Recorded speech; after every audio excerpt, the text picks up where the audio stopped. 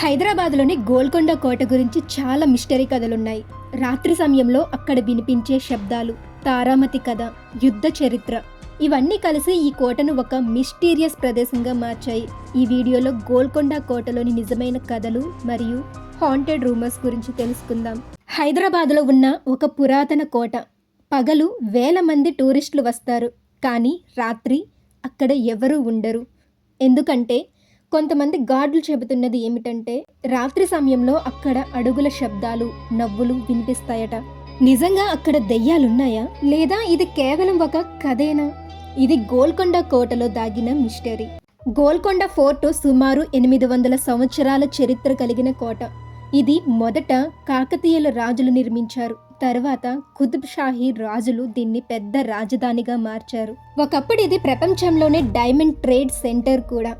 కానీ ఈ కోట చరిత్రలో ఎన్నో యుద్ధాలు, కుట్రలు, మరణాలు జరిగాయి. 1687లో ఔరంగజేబ్ గోల్కొండ కోటపై దాడి చేశాడు. ఈ యుద్ధాన్ని సీజ్ ఆఫ్ గోల్కొండ అని అంటారు. ఆ యుద్ధంలో వేల మంది సైనికులు చనిపోయారు. అందుకే కొంతమంది చెబుతారు ఆ సైనికుల ఆత్మలు ఇప్పటికీ అక్కడే తిరుగుతున్నాయి అని. గోల్కొండ చరిత్రలో ఒక ప్రసిద్ధ కథ ఉంది. గోల్కొండలో ఒక గొప్ప నర్తకి ఉండేది. ఆమె పేరు తారామతి. కథల ప్రకారం ఆమె పాటలు, నృత్యం గోల్కొండ రాజును మంత్రముగ్ధుని చేసేవి. కొంతమంది చెబుతారు రాత్రి సమయంలో అక్కడ ఆమె గానం వినిపిస్తుంది అని. కొంతమంది గార్డులు చెబుతున్న అనుభవాలు మరింత భయంకరంగా ఉన్నాయి.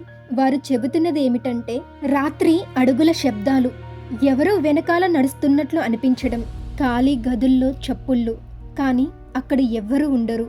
సైంటిస్టులు మాత్రం ఇలా అంటున్నారు, గోల్కొండ కోట నిర్మాణం చాలా ప్రత్యేకం. ఇక్కడ చిన్న శబ్దం కూడా చాలా దూరం వరకు ప్రతిధ్వని అవుతుంది. అందుకే రాత్రి గాలి లేదా జంతువుల శబ్దం భయంకరంగా అనిపించవచ్చు. అయితే నిజమేమిటి? గోల్కొండ కోటలో నిజంగా దెయ్యాలున్నాయా, లేదా ఇది కేవలం మన ఊహేనా? ఈ ప్రశ్నలకు స్పష్టమైన సమాధానం ఇప్పటికీ లేదు. కానీ ఒక విషయం మాత్రం నిజం, గోల్కొండ కోట రాత్రి ఇంకా చాలా మిస్టరీలను దాచుకుంది.